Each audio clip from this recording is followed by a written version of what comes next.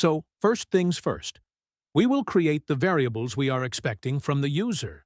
These are vehicle type, claim amount, number plate image ID, damaged part image ID, whole vehicle image ID, and the user's claim description. After creating all these variables, we will fetch the policy based on the vehicle type selected by the user. Again, we'll use the Select Row node and construct the query to fetch a policy where the vehicle type matches what the user selected.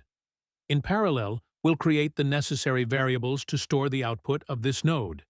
If a policy exists, we'll then use a script node to extract the policy ID from the result.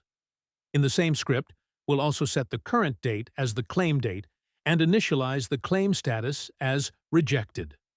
Now, we will use the Insert Row node, which helps us insert data into the table.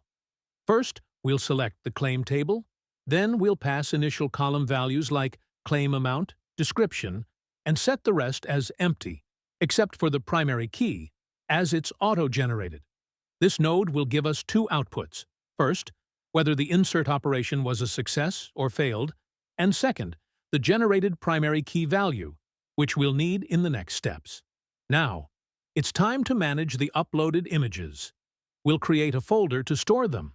The folder name will be formed as username user score claim ID. Since we have 3 files, we'll give them meaningful names like vehicle plate, damaged part, and vehicle image.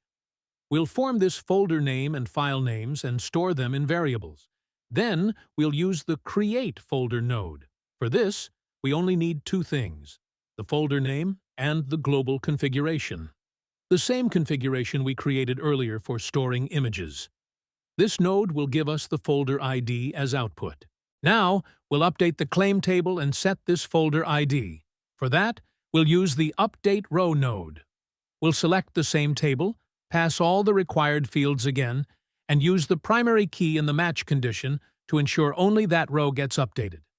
This node will return 3 outputs: update status, number of rows updated, and the updated rows themselves. But in our case, we only care about the update status. Now, we will move the raw images to the folder we just created. For that, we'll use the Move from Temp Folder node. We will drag this node 3 times, once for each image. For each instance, we will pass the file ID to move, destination file name like a vehicle plate, and the destination folder ID. We'll do the same for the number plate image, the damaged part image, and the whole vehicle image. After this is done, the claim status is still rejected, because we haven't run any validations yet. So now we begin the validation process.